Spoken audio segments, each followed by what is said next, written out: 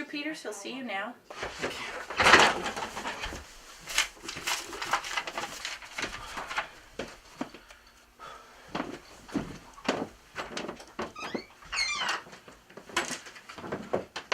Oh, Mr. Peters, thank you for coming in this morning. It's my pleasure.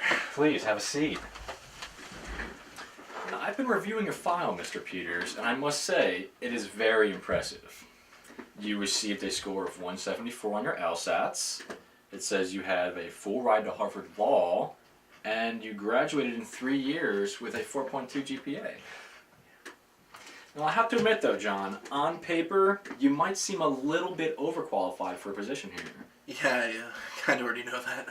Don't get too cocky just yet, Mr. Peters. I did say on paper. Now, you may have proven yourself in school, but you have yet to prove yourself in the real world. Shall we get started then? Well, thank you for coming in, Mr. Peters. I look forward to working with you. As do I. I'll see you bright and early tomorrow morning. Oh, and when you get here tomorrow, be sure to come to my office, and I'll give you a rundown of what we'll be expecting of you. Sure thing. All right, have a nice day. You too.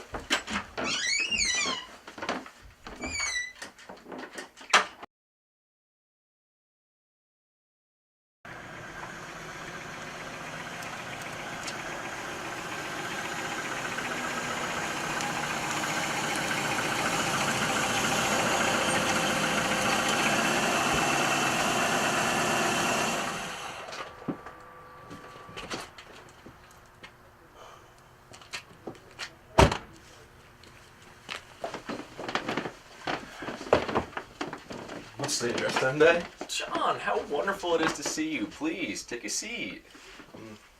Okay then. How was your trip, dear? Good. I'm certainly glad to hear that. You look positively famished. Here's some cookies I made special for you this morning. Eat, eat. You'll never grow big and strong unless you eat.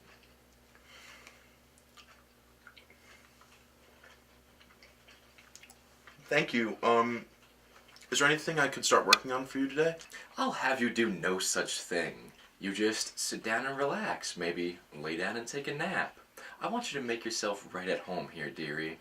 Now, why don't you take some time and look around? Your room is right down the hall. Why don't you go take a look? Alright.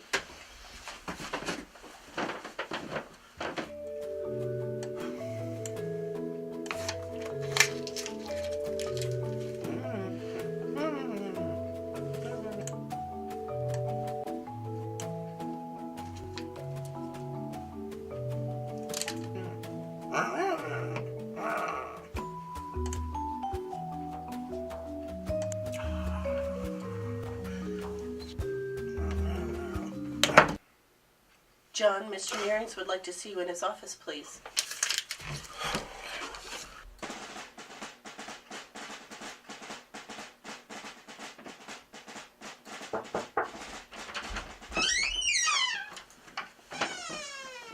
Mr. Nearings, you want to see me? Mr. Peters, sit down. Close the door behind you.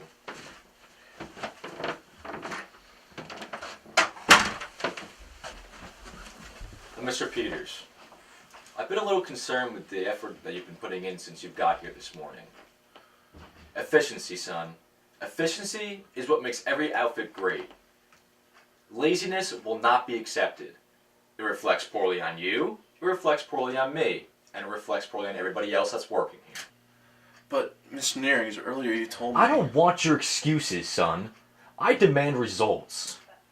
This job is hard enough. Results make this outfit great, and results are what I demand. I can understand that, sir, and I can promise you results. I'm a hard worker, you see. It's just... Excuses are like assholes, son. Everybody has them, and they all stink. Yes, sir, I completely agree with you. What do you want me to get started on? I guarantee you'll be impressed.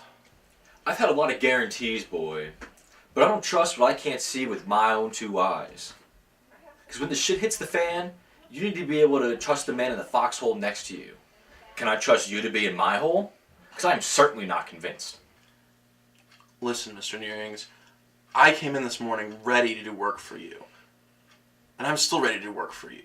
You yourself told me to take it easy, and that's what I was doing. Do I look like the type of person who would tell somebody to take it easy?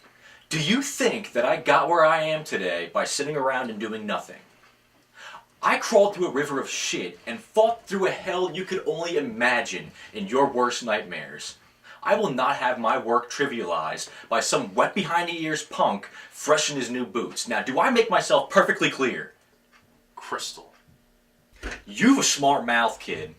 You've convinced me of one thing here today, and that is that your future in this company is non-existent. Now get your shit and get the hell out. Thanks for the opportunity.